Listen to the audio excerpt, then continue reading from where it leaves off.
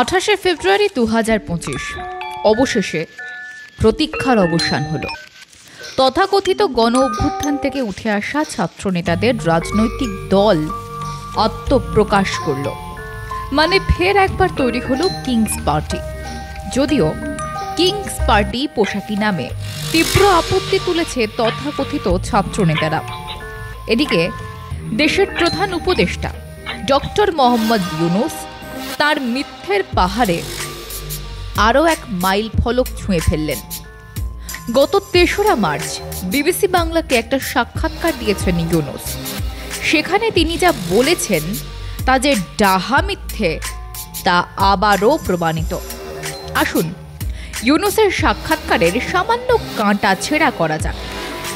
একই সঙ্গে দেখে নেওয়া যাক বাস্তব ছবিটাকে তিনি কিভাবে অস্বীকার করে চলেছেন হাসি মুখে। শৃঙ্খলা পরিস্থিতির অবনতি নিয়ে কিন্তু অনেক সমালোচনা হচ্ছে এবং আমি যদি পুলিশের এবং মানবাধিকার সংস্থাগুলোর পরিসংখ্যান দেখি, অপরাধ কিন্তু বেশ কিছুটাই বেড়েছে।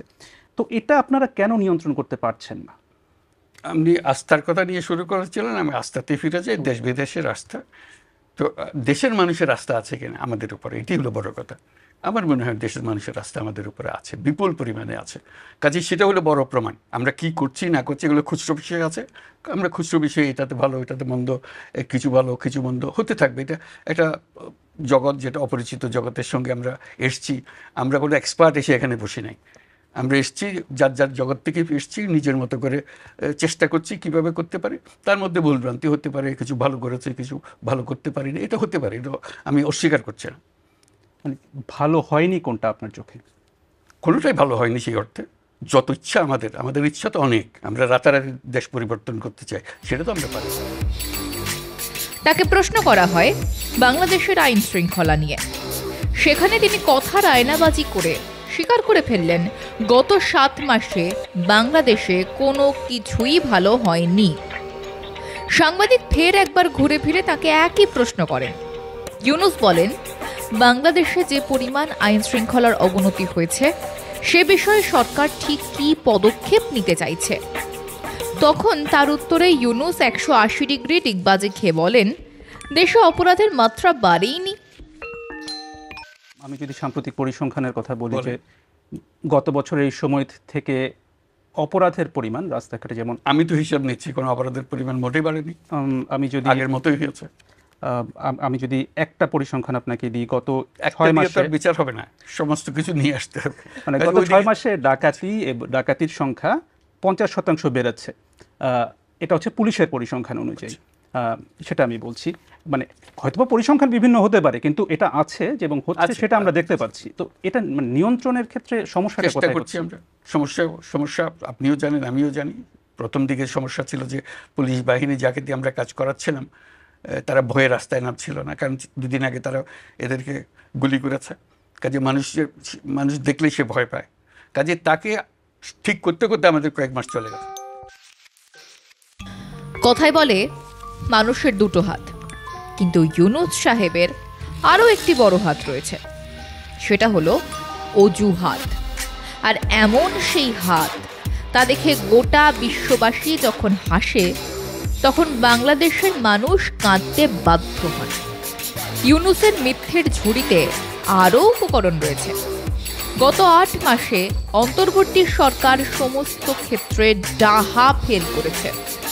বিষয়টা নিয়ে ইতিমধ্যেই সুর চড়াতে শুরু করেছে বিভিন্ন রাজনৈতিক দল, কিন্তু গদির লোভে ইউনূস দাবি করছেন তাকে সমস্ত রাজনৈতিক দল আজও সমর্থন করে যাচ্ছে। রাজনৈতিক দলগুলোর সাথে তখন আপনাদের অন্তর্বর্তী সরকারের যে সম্পর্কটা ছিল, এখনও কি সেটা আছে নাকি এখন সেই অবস্থান নেই? আমার তো কোনো অবস্থানের পরিবর্তন হয়েছে বলে মনে হয় না। কেউ আমাকে অসমর্থন করছে এরকম তো কোনো খবর আমি পাইনি এখনো। সবাই সমর্থন করছে, সবাই চাচ্ছে যে সুন্দরভাবে দেশ চলুক। তাদের মধ্যে ঐক্য আছে, সবার মধ্যে ঐক্য আছে। রাজনৈতিক বক্তব্যের মধ্যে অনেক তফাৎ আছে, কিন্তু তার মানে এই নয় তার ঐক্যের মধ্যে ফাটল ধরেছে, এরকম কোনো ঘটনা ঘটেনি। বিএনপির যে ভারপ্রাপ্ত চেয়ারপারসন তারেক রহমান একটি বক্তব্যে বলেছেন যে অন্তর্বর্তী সরকারের নিরপেক্ষতা নিয়ে জনমনে সংশয় তৈরি হয়েছে। ওনার মনে সন্দেহ হয়েছে কিনা এটা ব্যাপার। ইউনূস সাহেব বিএনপি চেয়ারপারসন তারেক রহমানের বক্তব্যকে যে আঙ্গিকে ফু দিয়ে ওড়ালেন তার থেকেই স্পষ্ট তিনি কাউকেই পাত্তা দিতে নারাজ। এবার আসা যাক আরও একটি বিরল মিথ্যের নমুনায়। সাংবাদিক প্রশ্ন করেছেন ছাত্র জনতার নতুন রাজনৈতিক দল নিয়ে, সেখানেও আয়নাবাজি করে উত্তর দিলেন ইউনূস। ছাত্রদের প্রসঙ্গে, ছাত্ররা একটা রাজনৈতিক দল এরই মধ্যে করে ফেলেছে।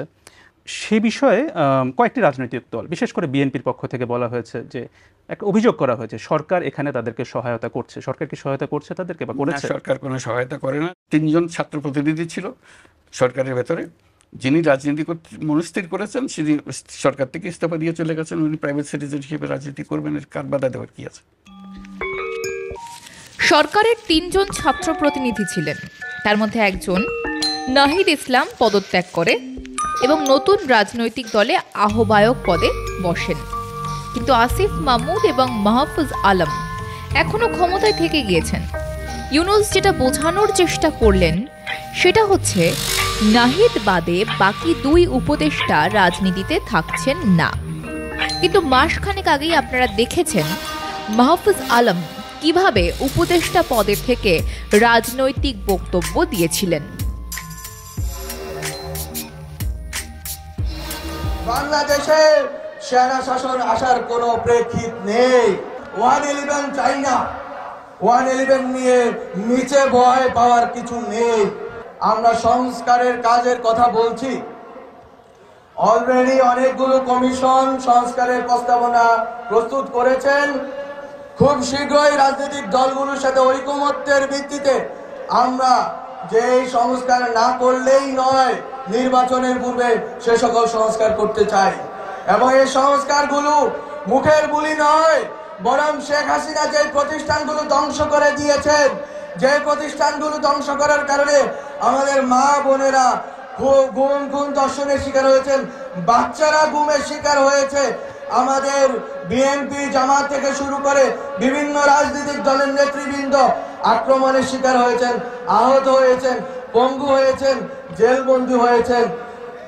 আমাদের সবার সেই যে প্রেরণা ছিল যে এই প্রতিষ্ঠানগুলো হাসিনাকে সাবস্টেনশিয়েট করেছে, হাসিনাকে টিকিয়ে রেখেছিল, সেই প্রতিষ্ঠানগুলোকে একই রকম রেখে আমরা নির্বাচন করতে পারি না।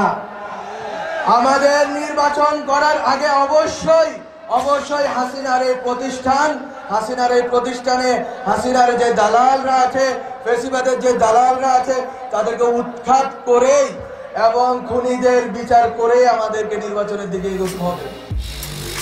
উপদেষ্টা পদে থেকে কোন রাজনৈতিক দল নির্বাচনে লড়াই করবে বা তাদের পররাষ্ট্রনীতি কি হবে সে বিষয়ে মাহফুজ কি করে মন্তব্য করেন? এই মাহফুজকেই আপনারা আগেও দেখেছেন সরকারি পদ ব্যবহার করে কিভাবে বাংলাদেশের ম্যাপ বদল করার কথা বলে দেশকে বিপাকে ফেলার চেষ্টা করেছিলেন তিনি। তা সত্ত্বেও তথাকথিত এই মাস্টার মাইন্ড টিকে গিয়েছেন সরকারে। মাহফুজ যে ভারত বিরোধী তা সবার জানা, কিন্তু ইউনূসের মুখে উল্টো সুর কেন ভারতকে নিয়ে? গণ অভ্যুত্থানের পর থেকে ভারতের সাথে বাংলাদেশের সম্পর্কের একটি অবনতি দেখা গেছে। এখন 2 দেশের সম্পর্ক এখন কোন পর্যায়ে আছে? খুবই ভালো, আমাদের সম্পর্কের কোনো অবনতি হয় নাই। আমি যেভাবে ব্যাখ্যা করে এসেছি, আমাদের সম্পর্ক সবসময় ভালো থাকবে, এখনও ভালো আছে, ভবিষ্যতেও ভালো থাকবে। বাংলাদেশ ভারতের সম্পর্ক ভালো না থেকে উপায় নেই। বাংলাদেশ ভারতের সম্পর্ক ভালো না থেকে উপায় নেই। ইউনূসের এই বক্তব্যকে যদি ধ্রুব সত্য বলে মেনে নেন তাহলে চরম ভুল হবে। মাহফুজ আলম অন্তর্বর্তীকালীন সরকারের একদম শুরুর দিকেই ইউনূসের প্রধান সহকারী ছিলেন। পরে তিনি দপ্তরহীন উপদেষ্টা হয়েছেন। বর্তমানে দায়িত্ব পেয়েছেন ডাক, টেলিযোগাযোগ এবং তথ্য প্রযুক্তি উপদেষ্টা হিসেবে। ভারতকে নিয়ে পররাষ্ট্রনীতি ঠিক কী হবে তা অনেক আগে থেকেই মাহফুজ সহ ছাত্রনেতারা ঠিক করে ফেলেছেন। কিন্তু ইউনূসের বক্তব্য শুনলে মনে হয় একদম অন্য মেরুতে দাঁড়িয়ে রয়েছেন। তাহলে কি ছাত্রনেতাদের সঙ্গে ইউনূসের বিরোধ রয়েছে, না মাহফুজরা আসল মুখ আর বর্তমানে মুখোশের ভূমিকায় রয়েছেন মোহাম্মদ ইউনূস? বিষয়টা আরও একটু স্পষ্ট করে বলা যাক। গত 7 মাসে দেশের আইন শৃঙ্খলা ক্রমশ তলানিতে ঠেকেছে। একের পর এক শিল্প বন্ধ হয়ে গিয়েছে। ছোট বড় মিলিয়ে হাজারেরও বেশি গার্মেন্ট কারখানা বন্ধ হয়েছে। দৈনিক খাদ্যপণ্যের মূল্য বৃদ্ধি হয়েছে। খুন, ধর্ষণ, ডাকাতি বেড়েছে লাফিয়ে লাফিয়ে।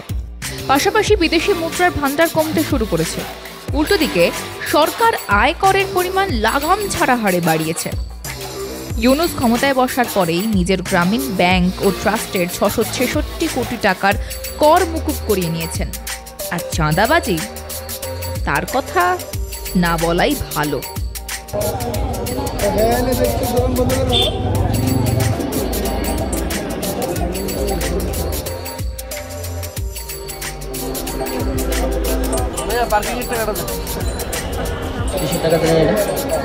কিসের টাকা দিলাম? হ্যাঁ, তত্ত্বাবধান আছে, এদের দিকে টাকা দিলাম। এই চাঁদাবাজির বিষয়ে আরও একটি গুরুত্বপূর্ণ কথা রয়েছে। এটি যে পুরোপুরি সরকারি মদতে চলছে তা কার্যত স্বীকার করে নিয়েছেন নতুন রাজনৈতিক দলের আহ্বায়ক তথা প্রাক্তন উপদেষ্টা নাহিদ ইসলাম। সরকারটা সকলের সমর্থনে তৈরি হয়েছে এবং এই সরকারের কোনো না কোনোভাবে এক ধরনের অংশীদারিত্ব রয়েছে। সুযোগ সুবিধা বা সহযোগিতার কথা যেটা বলেন প্রশাসনিকভাবে, সেটা তো সবগুলো দলই মোটামুটিভাবে পাচ্ছে। আমরা অনেক ক্ষেত্রে দেখতে পাচ্ছি যে বিভিন্ন রাজনৈতিক দলের যারা চাঁদাবাজি করতেছে, টেন্ডারবাজি করতেছে, সেক্ষেত্রে প্রশাসন সেখানে নীরব ভূমিকা পালন করতেছে। তাহলে এই বাস্তবতাটা আমাদের মাথায় রেখেই আসলে কথা বলতে হবে আমি মনে করি। কি বোঝা গেল? বাংলাদেশের সমস্ত রাজনৈতিক দলই চাঁদাবাজি করছে, অথচ তাদের প্রতি কোনো পদক্ষেপই নিচ্ছে না সরকার। মানে তাদের ইচ্ছে করে সুবিধে পাইয়ে দিচ্ছে ইউনূস সরকার। আশা করি বোঝা যাচ্ছে ইউনূসের মুখ আর মুখোশের পার্থক্য। তারা যে দেশের মানুষকে বিভ্রান্ত করে খুন, ধর্ষণ, চাঁদাবাজি, ডাকাতি ও নানা অপরাধের পরিবেশকে আধার করেই ক্ষমতা কায়েম করতে চাইছে তা স্পষ্ট। ইউনূসের এই তেলের সমাধি গোটা বিশ্ব বুঝতে পারছেন, কিন্তু দেশের মানুষ কতটা বুঝছেন এটাই এখন কোটি টাকার প্রশ্ন। ব্যুরো রিপোর্ট, মাধ্যম।